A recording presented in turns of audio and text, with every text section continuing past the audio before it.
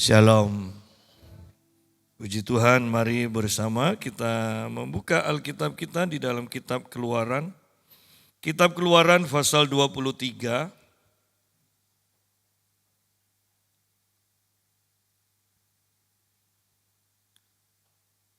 Keluaran 23 ayat yang ke-25 sampai ayat yang ke-27.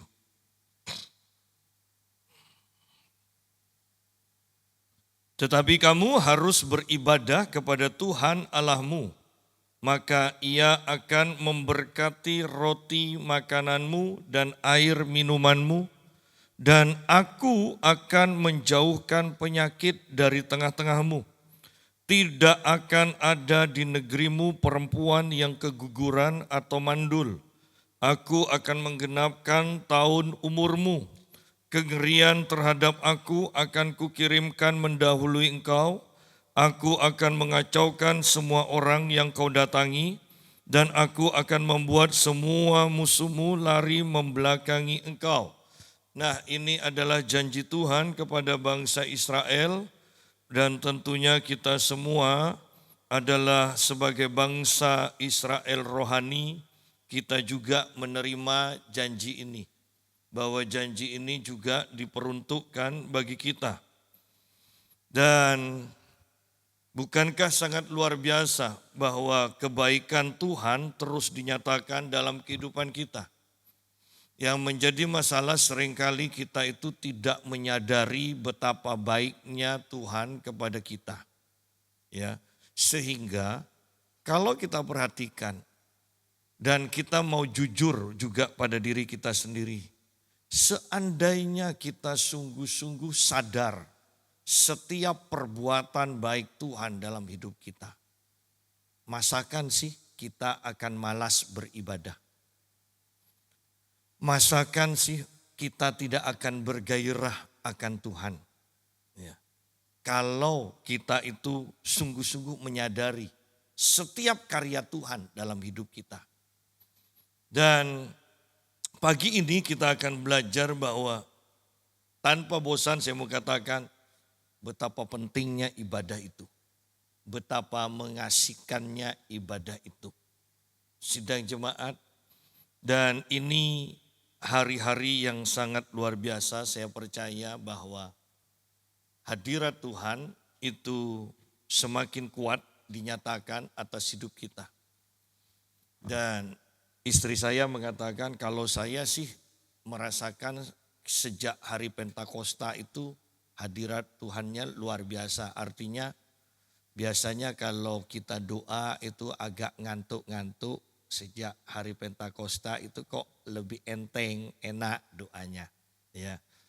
Dan ini seharusnya kita terus mengalir bersama Tuhan.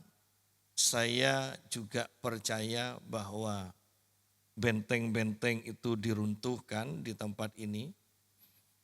Ketika saya menyampaikan firman hari Jumat lalu di Surabaya, seorang pelihat mengatakan begini. Ketika Pak Yusak menyampaikan firman, saya melihat gereja Pak Yusak itu dipenuhi dengan api. Tetapi api itu bukan kebakaran loh. Api itu adalah kuasa kemuliaan Tuhan yang memenuhi gereja Pak Yusak. Ya. Dan saya hanya mengatakan amin. Saya mengatakan amin. Ya. Saya percaya bahwa setiap kita seharusnya sungguh bergairah akan Tuhan. Dan kenapa kita bergairah? Bagi saya, karena banyak orang yang perlu ditolong. Senin depan seseorang dari Banjarmasin akan datang menemui saya di Surabaya untuk dilayani pelepasan. Karena kehidupannya yang ancur-ancuran, masih muda.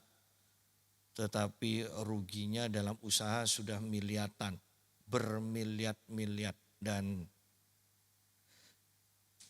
kasihan, bisa bayangkan dari Banjarmasin hanya perlu didoakan untuk ke Surabaya. Kan lebih baik kita tidak perlu mengalami masalah, ya. Setiap ibadah kita datang ke sini ya. Tidak perlu nanti cari kalau sudah kepepet, pergi ke Malaysia, pergi ke Singapura, pergi ke Amerika hanya untuk cari hamba Tuhan didoakan. Kan tidak perlu. Kan lebih enak sebelum ada masalah kita membangun manusia roh kita. Bahkan saya mau katakan lebih enak mendoakan orang daripada kita didoakan.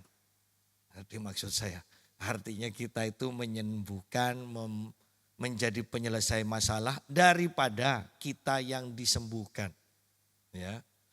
Jadi ayo kita bangun manusia roh kita, dan pagi hari ini kita melihat janji Tuhan. Dikatakan ayat 25, tetapi kamu harus beribadah kepada Tuhan Allahmu. Kamu harus beribadah kepada Tuhan Allahmu. Sebelum itu ayat 24 atau ayat 23 mulai dikatakan begini. Sebab malaikatku akan berjalan di depanmu dan membawa engkau kepada orang Amori, orang Het, orang Feris, orang Kanaan, orang Hewi dan orang Yebus, dan aku akan melenyapkan mereka. Ya, janganlah engkau sujud menyembah kepada Allah mereka atau beribadah kepadanya, dan janganlah engkau meniru perbuatan mereka, tetapi haruslah engkau memusnahkan sama sekali patung-patung berhala buatan mereka, dan tugu-tugu berhala mereka haruslah kau remukkan sama sekali. Lihat bahwa untuk beribadah kepada Tuhan itu tidak mudah. Artinya begini, bahwa sungguh-sungguh kita itu bersih dari masa lalu. Oleh karena itu, bukankah ketika Tuhan memanggil kita, kita mengalami lahir baru, kita itu sepenuhnya ciptaan baru. Dan Alkitab katakan yang lama sudah berlalu, sesungguhnya yang baru sudah datang. Nah, di sini juga sama, dalam perjanjian lama dikatakan jangan sujud menyembah kepada Allah mereka, kepada Allah dari bangsa-bangsa yang dikalahkan dan dihalau, ya, dari negeri perjanjian, dari tanah Kanaan. Atau beribadah kepadanya, jangan sujud menyembah kepada Allah mereka, jangan takut, jangan menghormati Allah mereka, ya. Seringkali toleransi kita kan kebablasan kan. Tetapi di sini dikatakan jangan sujud menyembah kepada Allah mereka atau beribadah kepada Allah mereka. Dan janganlah engkau meniru perbuatan mereka. Tetapi haruslah engkau memusnahkan sama sekali patung-patung berhala buatan mereka, dan tugu-tugu berhala mereka haruslah kau remukkan sama sekali. Bahwa ada adat istiadat yang baik, tetapi ingat juga ada adat istiadat yang berhubungan dan diilhami oleh roh jahat atau berhala atau Allah lain. Nah, di sini kita harus mengenal hal ini sehingga kita tidak sampai meniru apa yang bangsa-bangsa lain itu lakukan. Karena ketika kita meniru hal itu dan kita anggap ini adalah kearifan lokal, ya kan istilahnya, tanpa sadar kita sebenarnya hidup dalam kutuk. Sehingga kita kemudian mengatakan, saya sudah taat pada firman, saya sudah beribadah, saya sudah berdoa, saya sudah memberikan perpuluhan. Tapi kok masih ngalami hal seperti ini? Nah, apakah jangan-jangan kita sudah melakukan perbuatan-perbuatan yang dilakukan oleh bangsa yang menyembah Allah lain, yang menyebabkan kita kemudian mengalami kutuk. Ya. Nah, pagi ini kita diingatkan hati-hati dengan perbuatan kita. Dan terlebih sekarang dikatakan, kamu harus beribadah kepada Tuhan Allahmu. Kata harus ini berarti kan sangat penting. Dan tidak boleh dilanggar. Kalau sudah harus, kalau dilanggar itu konsekuensinya ada hukuman. Ya. Kata harus. Kamu harus beribadah kepada Tuhan Allahmu. Seringkali jujur ya, kita ini orang Kristen terlalu menganggap enteng hari ibadah dan begitu mudahnya untuk melanggar ketetapan untuk beribadah di hari ibadah yang sudah ditentukan. Terlalu enteng. Masih ada hari lain, masih ada waktu lain. Ya. Saya katakan bahwa iya, memang ketika kita tidak beribadah, kita tidak langsung dijebloskan ke dalam neraka. Tidak. Ya, Tuhan kita baik. Tetapi dari sisi kita, dari pihak kita, seharusnya kita punya komitmen yang kuat. Bahwa ini waktu ibadah. Aku tidak akan tergoyahkan oleh apapun juga. Ini waktu yang terpenting, aku harus beribadah. Seharusnya itu adalah sikap kita seharusnya. Ya. Sehingga kita tidak akan mudah untuk menggeser waktu ibadah, menggantikan waktu ibadah dengan kegiatan-kegiatan lainnya. Ya. Dan bayangkan pribadi yang diutamakan oleh kita, bukankah akan begitu senang dan bangganya dan akan mudahnya melepaskan berkat kepada kita. Kenapa? Karena dia sadar bahwa dia diutamakan oleh kita. Kita begitu menghargainya. Ya. Tetapi kamu harus beribadah kepada Tuhan Allahmu. Fokus pada kata harus. Ya. Kamu harus beribadah kepada Tuhan Allahmu. Seandainya sikap ini dimulai sejak dari kita kecil, harus beribadah. Saya yakin tidak akan ada orang Kristen yang menyimpang dari iman. Karena kata harus, bayangkan dari kecil, harus. Bukankah kita saja yang rajin beribadah ya? Kalau tidak beribadah satu kali kan ada rasa tidak enak kan. Bayangkan kalau ini dipupuk sejak dari kecil. Ya. Kita sekarang sudah tidak punya kebiasaan ya mengatakan pada bayi, kepada anak kecil, jangan duduk di bantal. Ya, nanti bisulan. Ya. Tapi bagi yang seumuran dengan saya kan pernah diajar seperti itu. Sejak dari kecil itu didengung-dengungkan, ketika kita duduk di bantal kok perasaan tidak enak ya. Ya. Nah sama kok ketika kita punya anak cucu sejak dari bayi. Diharuskan beribadah. Oh ini sikap ini sukar untuk diubah kemudian di waktu besar. Sehingga sangat kecil kemungkinan untuk menyimpang dari iman. Ya. Alkitab mengatakan kalau engkau mendidik anakmu sejak dari kecil, dikatakan. Mungkin mereka menyimpang sedikit, tetapi dikatakan mereka pasti kembali lagi. Ya, mereka pasti kembali lagi. Kan biasa kan masa remaja itu cari identitas. Tetapi mereka akan kembali lagi. Kenapa? Sejak dari kecil. Mereka sudah dididik dengan kebenaran. Nah, yuk kita sekarang lihat. Tetapi kamu harus beribadah kepada Tuhan Allahmu. Harus. Kalau kitab Timotius mengatakan latihlah dirimu beribadah. Ya. Latihlah dirimu beribadah. Kata latihlah dirimu Berarti ada waktu-waktu tertentu kita ndak ingin latihan loh. Orang yang latihan kan tahu kan ada masa-masa jenuh ya. Yang suka olahraga mungkin ada waktu masa-masa jenuh di mana kita ndak ingin latihan.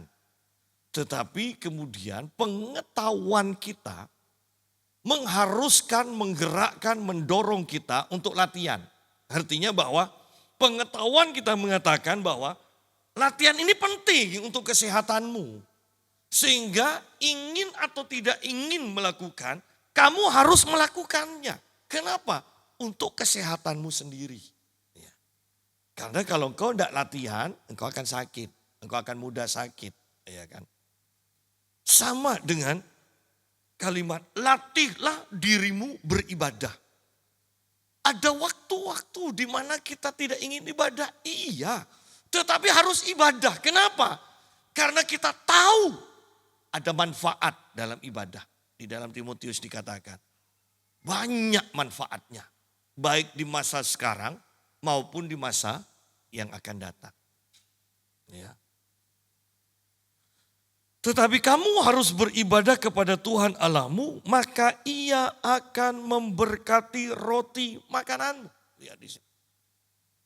Ketika kita beribadah, Anda mengharapkan atau tidak, maka roti dan minuman kita, makanan kita, kebutuhan kita sehari-hari, itu akan diberkati Tuhan. Mau diharapkan atau tidak. Kan seringkali kita diajar di zaman sekarang ya. Kalau memberi itu jangan mengharapkan. Iya benar. Ya, kalau memberi jangan mengharapkan imbalan, ya. Dan sampai dalam taraf kalau nabur, nah jangan mengharapkan tuaian. Nah ini kan jadi orang gila lantas kan. Padahal kalau kita nabur pasti yang diharapkan itu tuaian. Tidak ada petani yang mengatakan saya menabur dengan sukarela. Sudah mau nuai atau enggak, menghasilkan atau enggak. Yang penting hati saya tulus menabur. Tidak ada, petani tidak pernah seperti itu. Kalau Alkitab sudah katakan tabur, berarti mau tidak mau, di sini sudah ada pengharapan. Nuai. Ya, pasti. Jadi jangan terlalu suci supaya tidak cepat mati. Iya kan, itu kan Alkitabiah kan. Jangan terlalu suci supaya tidak cepat mati. Ya. Jadi bahwa ketika kita beribadah, jangan mengatakan pada saya, enggak, saya enggak peduli kok mau ibadah atau apa, mau diberkati atau tidak, yang penting saya ibadah. Enggak bisa karena ini sudah paket sudah ada perjanjian. Kalau kamu sungguh-sungguh beribadah, maka Tuhan akan memberkati roti dan makananmu. Itu sudah perjanjian. Sudah dimeterai oleh darah Yesus. Itu sudah tidak bisa diubah lagi. Matius 6 ayat 33. Ayat yang sangat kita kenal, carilah dahulu kerajaan Allah dan kebenarannya. Anda tidak bisa potong sepenggal, pokoknya ini aja. Tidak bisa, karena ada ayat selanjutnya yang sudah paket dengan itu, sepaket. Maka semua yang dicari bangsa-bangsa akan ditambahkan. Ya namanya bangsa-bangsa yang tidak mengenal Allah, yang dicarikan kemuliaan, yang dicari uang yang melimpah, yang dicari kesenangan, yang dicari apa aja Anda bisa pikirkan itu. Dan ternyata yang dicari bangsa-bangsa dengan susah payah, Tuhan akan tambahkan kepada kita. Jangan dibalik, ya, jangan dibalik. Ketika kita mencari apa yang dicari bangsa-bangsa, kita tidak akan menemukan kerajaan Allah dan kebenarannya. Tetapi kalau kita mencari kerajaan Allah dan kebenarannya, maka secara otomatis yang dicari bangsa-bangsa akan ditambahkan pada kita. Kalau kita adalah domba dan mengikuti gembala kita, maka kebajikan dan kemurahan akan mengikuti sepanjang umur hidup kita. Tetapi kalau kita dibalik, gembala tidak akan mengikuti kita. Ya. Kita akan kehilangan gembala. Jadi di sini kita harus mengerti bahwa ketika kita sungguh-sungguh beribadah, maka roti makanan kita, air minuman kita diberkati Tuhan. Artinya, kita tidak akan kekurangan. Artinya, berkat itu tidak akan menjadi bencana bagi kita. Ya. Tapi kalau Tuhan hanya kita pakai untuk kita mendapatkan roti dan air ini, maka roti dan air ini akan menjadi bencana bagi kita. Ya. Berapa banyak orang meninggalkan Tuhan karena dia sudah mendapatkan roti dan air. Ya. Enggak Pak, saya enggak meninggalkan. Hanya sibuk. Jadi dari sebulan 4 kali ibadah sekarang hanya 1 kali. Yang penting ingat Tuhan. Nah ini kan repot kan. Ya. Saya percaya tidak ada yang mengatakan seperti yang saya katakan. Hanya yang mempraktekkan apa yang saya katakan ini banyak. Iya kan? Tidak mengatakan iya, hanya mempraktekkan. Ya. Nah, bahwa Tuhan akan memberkati roti makananmu dan air minumanmu. Bukankah ini sangat luar biasa? Artinya begini, saya mau katakan begini. Tidak ada ruginya sama sekali loh beribadah dan sungguh-sungguh beribadah. Sama sekali tidak ada ruginya. Dan bahkan saya mau katakan tidak netral. Artinya bahwa ibadah dan sungguh-sungguh beribadah pasti akan membuat kita diberkati. Pasti. Ya. Saya tertawa sendiri ketika saya di Banyuwangi, saya dan istri saya ini diajak untuk ke ladang. Ya. Padahal saya dan istri saya katakan, orang sudah punya toko emas, kok masih suka ya ke ladang. Dan dia katakan, om, orang saya ini diminta bantuan sama orang-orang ini, ayolah ini disewa saya yang ngerjakan, nanti pokoknya terima beres bagi hasil ya kan. Jadinya ya sudah om, saya juga sewa, saya kerjakan orang ya. Dan barusan ketika kami ke Banyuwangi lagi panen jagung, ya, panen jagung. Om coba bawa mobil saya bawakan jagung. Bayangkan itu istri saya biasanya beli jagung hanya 2. Kalau dibawakan 1 karung ya apa? Ya kan? Karena itu berkarung-karung. Dan ketika saya barusan di Surabaya dia katakan, om minta rekeningnya om. Ada perpuluhan dari jagung om katanya. Doakan juga om ya supaya saya ini mau nanam lombok om. Kalau berhasil nanti perpuluhannya saya kirim juga om. Dia bilang, pokok minta mujizat om. Saya katakan beres, kalau urusan berkat kan beres kan. Ya. Tetapi lihat bahwa ketika kita sungguh-sungguh beribadah, saya mau tekankan ini. Engkau akan hidup dalam berkat. Yang saya mau tekankan kembali, fokus kita bukan berkatnya ini. Ya. Fokus kita adalah Tuhan dan ibadah ini.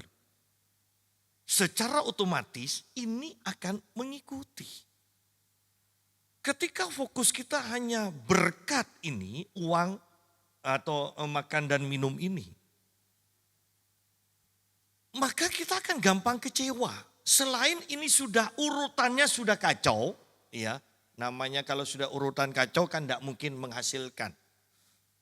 Anda bisa bayangkan kalau punya barang elektronik untuk menghidupkan itu kan ada urutannya.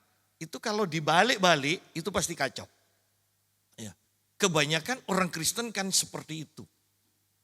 Cari berkat, untuk bisa dapat berkat harus menghadirkan Tuhan. Nah ini kan repot sudah. Padahal kalau kita cari Tuhan, pasti berkat itu akan menyusul. Ya.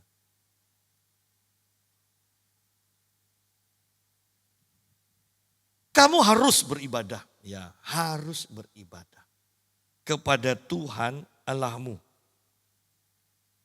Ingat, tidak semua agama sama. Di dunia bukan hanya ada satu Tuhan, banyak Tuhan, supaya tidak tengkar. Iya kan? Supaya tidak tengkar, supaya tidak rebutan Tuhan. Iya kan? Nabi-nabi sudah direbut-rebut. Ya. Rebutan nabi. Bahkan satu agama maksa supaya nabinya dimasukkan di Alkitab. Orang memang di Alkitab tidak ada. Kok maksa? Kehidupan itu sebenarnya tidak perlu marah. Kita itu harus lucu. Orang itu aneh. Jadi Kristen tidak belajar Alkitab. Ketika keluar dari Kristen, Alkitab dipelajari terus. Walaupun dicari salahnya. Tetapi minimal kan dipelajari terus. Ya. Waktu jadi Kristen seminggu sekali dibersihkan. Setelah keluar dari Kristen, Alkitabnya tidak ada debu sama sekali.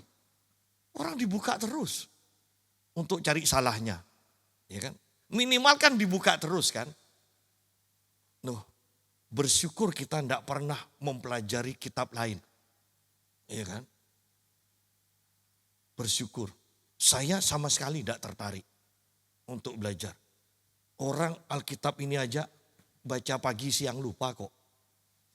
Iya, apalagi untuk apa masih mau belajar kitabnya orang lain kan? Ya. Nah, lihat di sini supaya tidak tengkar kan. Lu surganya kok beda? Ya makanya tidak usah tengkar. Ya, biarkan kamu pilih surga yang banyak bidadarinya. Kita pilih surga yang ada tidak kawin dan mengawinkan. Iya kan? Jadinya kan tidak perlu tengkar kan? Iya. Ada apa kok tengkar hanya masalah seperti itu kan? Maka ia akan memberkati roti dan makananmu dan air minumanmu. Dan aku akan menjauhkan penyakit dari tengahmu. Ingat, kamu harus beribadah kepada Tuhan. Huruf besar semua berarti Yahweh, Yehova. Ya, jadi ada Allah lain yang namanya memang lain. Ya. Kehidupan sehari-hari makan minum tercukupi. Dan kalau berurusan dengan Tuhan biasanya bukan hanya sekedar cukup, tapi bicara kelimpahan. Ya. Aku akan menjauhkan penyakit dari tengah-tengahmu. Bahwa ketika kita beribadah, Tuhan berjanji, aku akan menjauhkan semua penyakit. Artinya kita sehat dong. Kalau sakit, kita disembuhkan. Tetapi lebih luar biasanya, kalau semua penyakit dijauhkan, berarti Tuhan menjamin kesehatan kita. Tuhan akan membuat kita sehat. Ya. Tetapi kita harus di sini dikatakan fokus kita adalah Tuhan Yahweh ini loh. Jangan sampai kita menyembah Tuhan yang lain.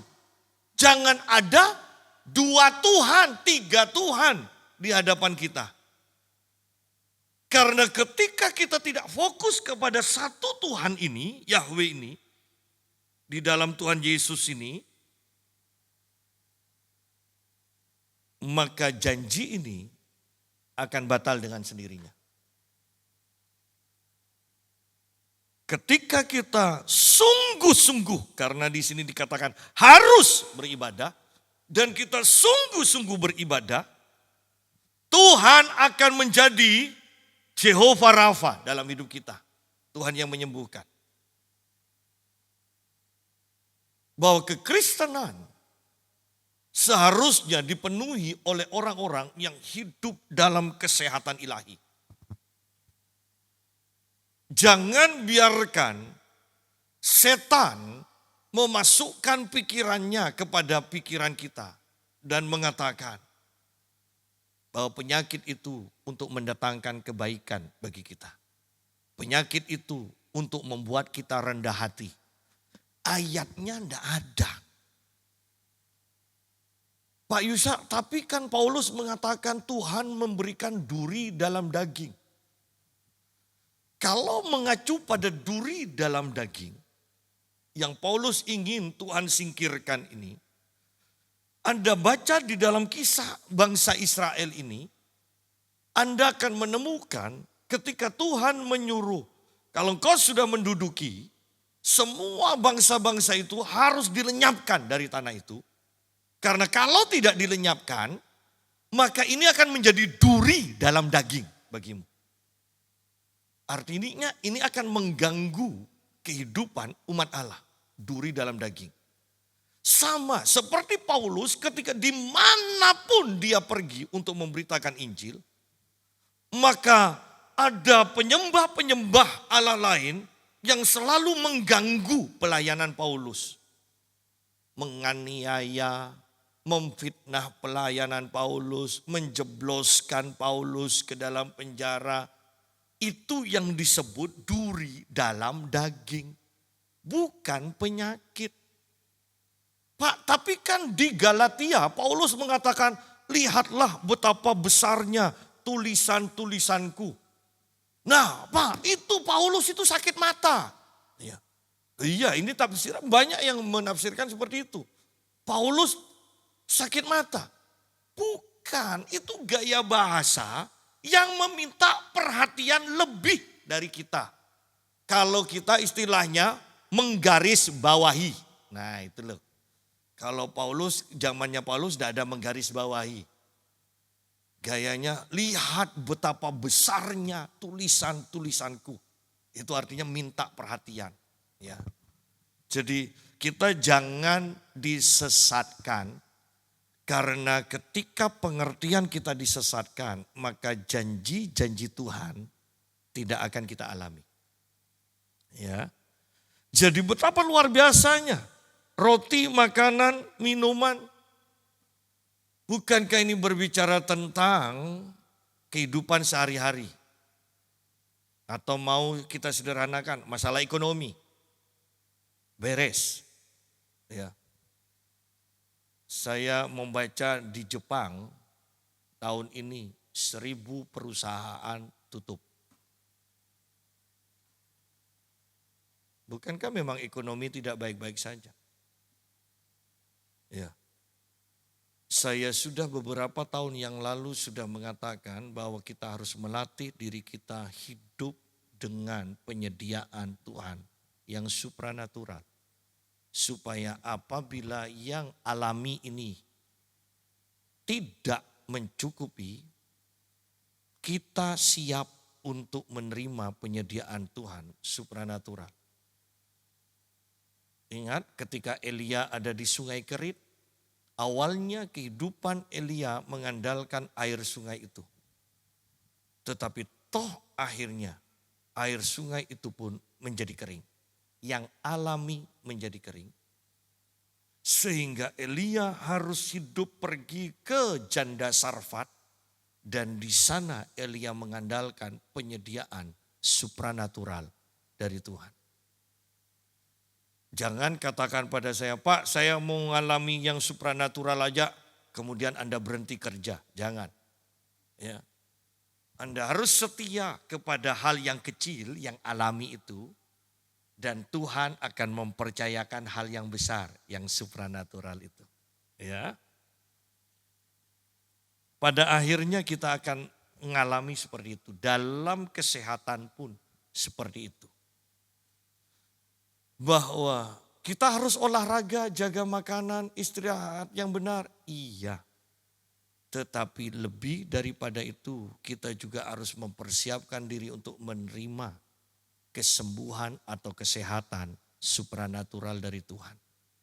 Karena seringkali kita melihat dan bahkan mungkin mengalami, makan sudah diatur, tidur sudah cukup, olahraga sudah, tapi tetap aja punya penyakit, ya kan? Nah, kalau sudah seperti itu, sudah alami sudah, masih ngalami, kita butuh kesembuhan, kesehatan supranatural dari Tuhan. Ya.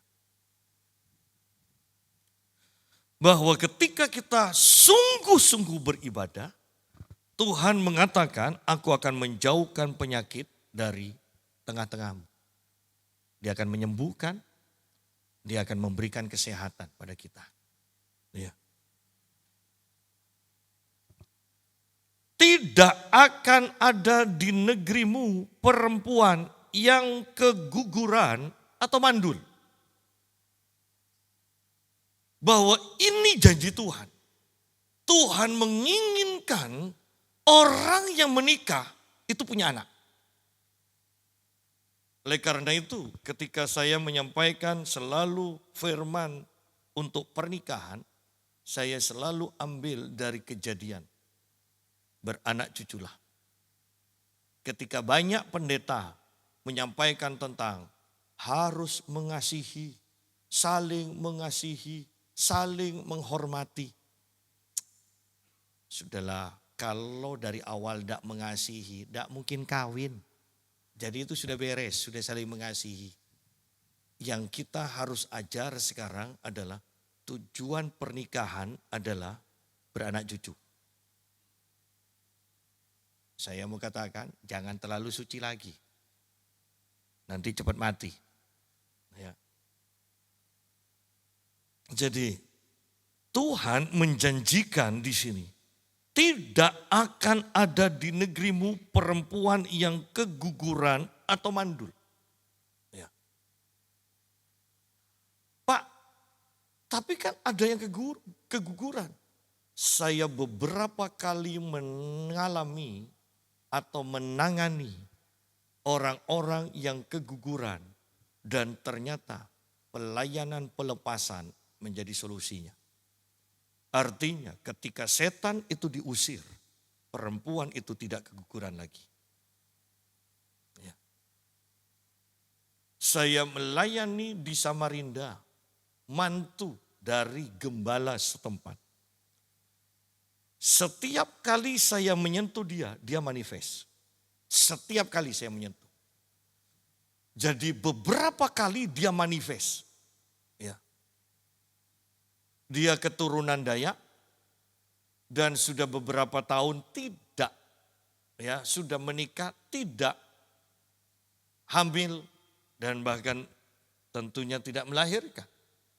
Tetapi ketika selesai dilayani pelepasan, beberapa bulan kemudian dia hamil dan sekarang sudah punya anak. Sudah besar anaknya. Lihat bahwa banyak hal yang tidak kita pahami. Tetapi kita harus mengerti kehendak Tuhan supaya kita tidak menuduh Tuhan yang macam-macam.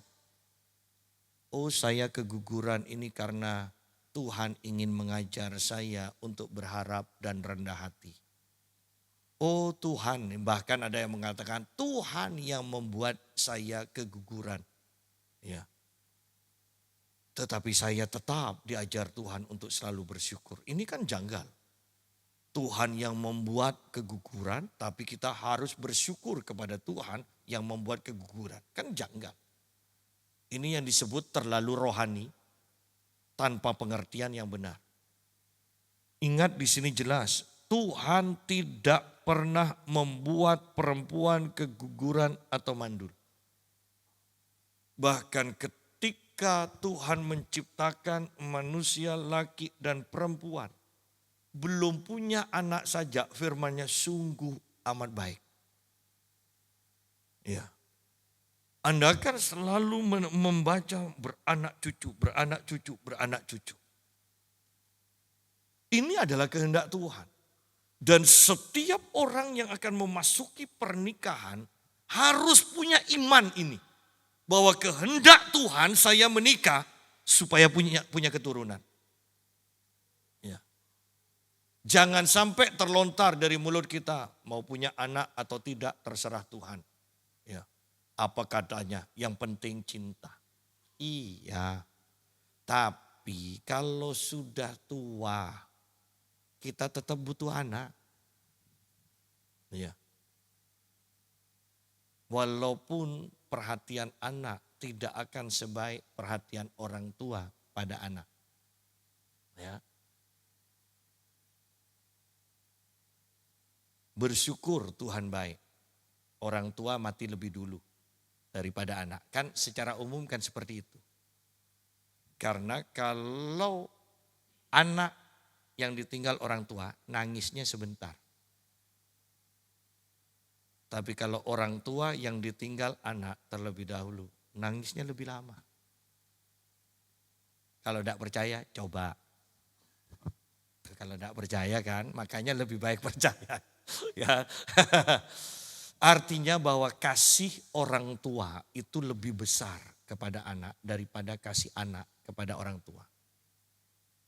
Paling kalau enggak Pak, ada anak yang nangisnya lama. Oh iya, dia karena mikir. Dia belum kerja, nanti siapa yang hidup saya? Orang tua saya meninggal.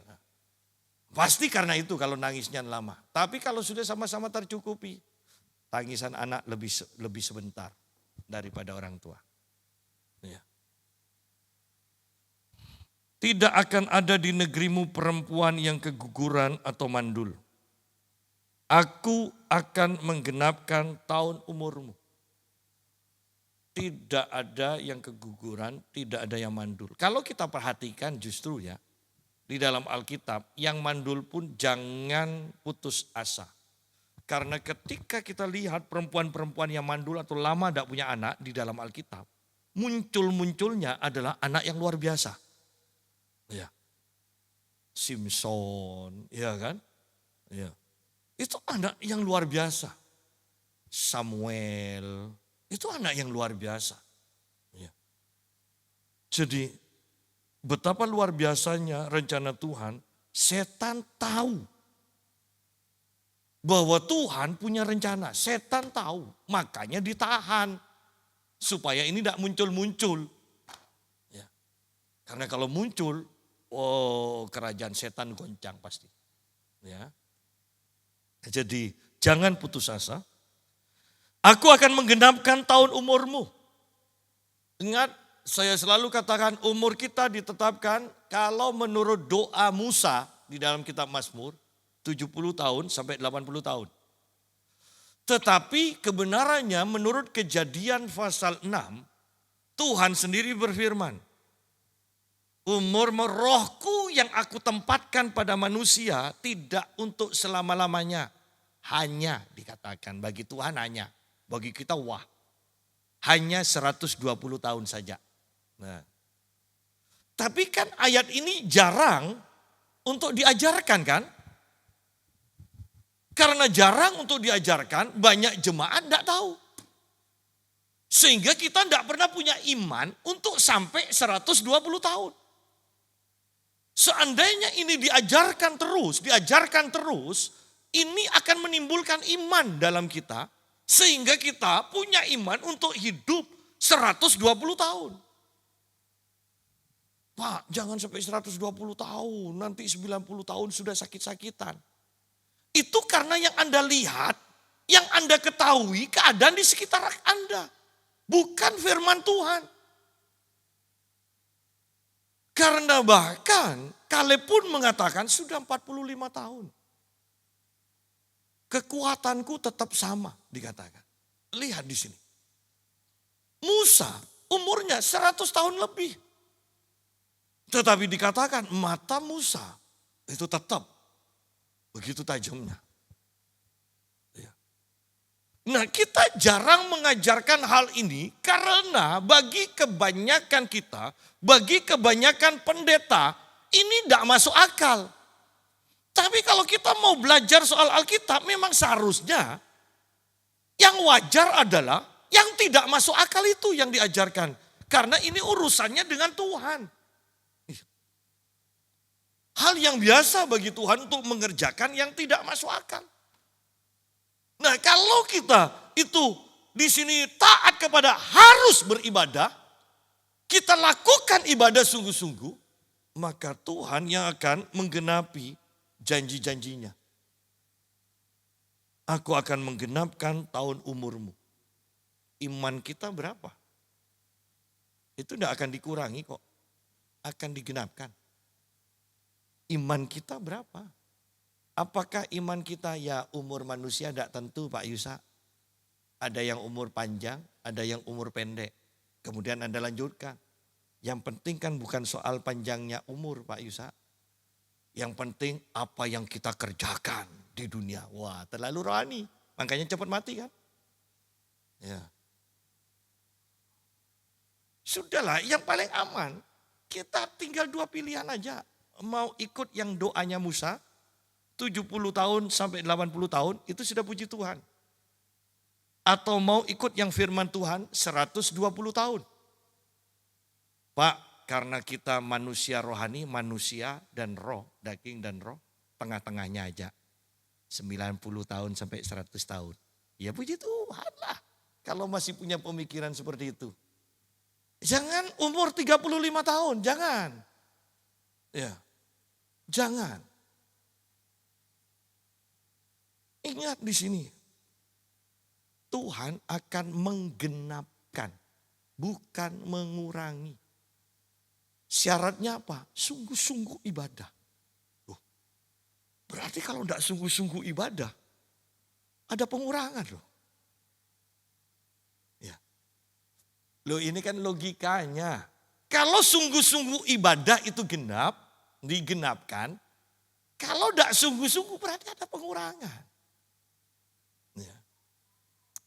Artinya bahwa setan itu selalu cari kesempatan untuk merusakkan, untuk membuat rencana Tuhan, janji-janji Tuhan tidak sempurna terjadi dalam hidup kita.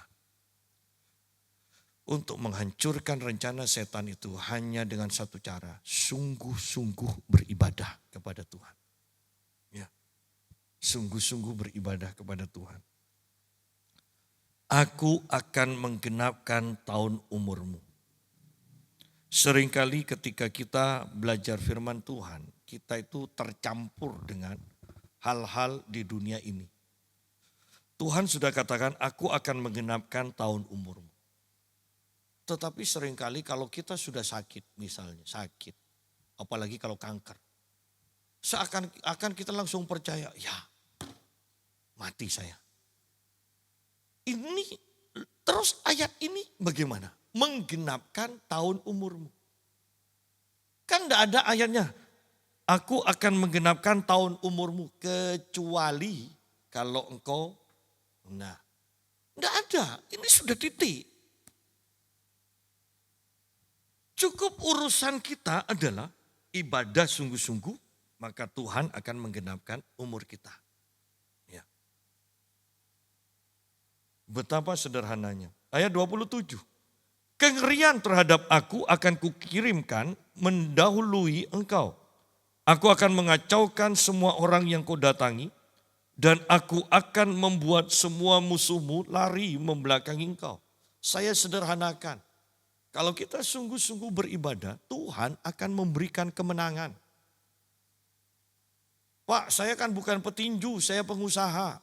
Engkau akan mengalami kemenangan. Memangnya usaha sekarang tidak ada persaingan. Iya kan? Dulu kita taunya depot saja kan, yang saling santet. Ya, disantet. Toko sudah buka, kata langganan, kok nutup terus? Sekarang beberapa dokter saingan juga pakai santet. Iya. Loh kalau dokter pagi yang daftar banyak, yang datang sedikit, kemudian besoknya bilang, loh kok kemarin kok tutup? Loh udah tutup, buka kok. Saya ke sana kok, tutup.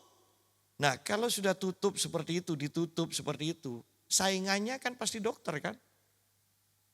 Yang pergi ke dukun untuk nyantet, pasti dokter. Artinya, dulu kan kita tidak percaya, Allah dukun, tubuh dunuh lelakon. Ya kan? Iya kan, artinya orang-orang bodoh aja yang pergi. Sekarang dokter pergi ke dukun kok. Iya, saingan, masih kurang. Saya punya guru almarhum, guru sekolah Alkitab. Dia katakan jemaatnya itu meninggal, ada satu rumah yang jadi sengketa untuk warisan. Belum selesai urusannya, seorang pemimpin di daerah itu, artinya bupati, itu datang. Saya akan uruskan rumah ini, terima beres. Hanya dengan satu syarat. Keris yang ada di rumah ini jadi milik saya. Kemudian ditanya, kenapa kok perlu keris ini? Karena keris ini hebat. Kalau kamu ada di pemerintahan, setiap waktu tanpa kamu sadari terjadi persaingan, serang demi serangan. Itu saling menyerang di alam roh. Ya. Tidak ada tempat yang aman. Mau di pemerintahan, kedudukan, mau di ekonomi, dimanapun juga. Bahkan bukankah di perjalanan tidak ada tempat yang aman. Kalau Anda perhatikan ada tempat-tempat khusus walaupun bukan tikungan tajam itu terjadi kecelakaan. Ya. Kenapa? Karena ada kuasa roh jahatnya yang menjadi penunggu di sana. Artinya bahwa mau apapun, mau usaha, mau perjalanan, kita butuh penyertaan Tuhan, kita butuh kuasa Tuhan yang hanya akan kita dapatkan ketika kita sungguh-sungguh beribadah. Tuhan akan beri kemenangan. Tuhan akan lindungi kita. Sangat kasihan kalau saya lihat orang-orang, aduh kok ibadah asal ya. Kasihan, bukan untuk keuntungan saya. Oh iya Pak Yusa kalau jemaatnya ada ibadah sungguh-sungguh nanti sepi. Bukan, saya lebih kasihan karena ini loh keadaan kita. Kapanpun, dimanapun, kita itu ada selalu diserang tanpa sadar pun. Kita itu sebenarnya diserang. Iya karena di sini kan ayat ini katakan, aku akan menyuruh malaikatku. Dikatakan oleh Tuhan kan, Anda baca semuanya perikop ini. Aku akan menyuruh malaikatku. Nah, kita aman terus. Iya, karena ada malaikat Tuhan yang diutus untuk menjaga kita. Ya. Kalau sampai malaikat ini ditarik oleh Tuhan, habis kita. Ya. Kebenarannya adalah itu. Serangan demi serangan itu selalu terjadi. Hanya kesetiaan Tuhan yang melindungi kita saja. Yang membuat, saya katakan istilahnya, kita tidak sadar bahwa kita itu selalu diserang. Kenapa? Karena kesetiaan perlindungan Tuhan itu begitu luar biasanya atas hidup kita. Pagi ini kita diingatkan kembali oleh Tuhan. Ayo, sungguh-sungguh beribadah. Istilah dari Tuhan mengatakan harus beribadah. Dan Tuhan akan memberkati makananmu, minumanmu. Tuhan akan menyembuhkan engkau. Tidak ada penyakit yang bertahan di tubuhmu. Tuhan akan membuat engkau punya keturunan. Tidak ada yang keguguran, tidak ada yang mandul. Dan Tuhan akan menggenapkan umur kita. Memberikan umur yang panjang. Ada pilihan, Anda ingin yang mana? 70 tahun, 80 tahun, sampai 120 tahun. Saya sarankan jangan memilih 40 tahun. 70 tahun masih baik. 70 tahun sampai 120 tahun. Dengarkan terus hal ini, perkatakan ini juga, deklarasikan dan engkau akan mengalami umurmu genap. tidak dikurangi. Tuhan memberkati. Haleluya.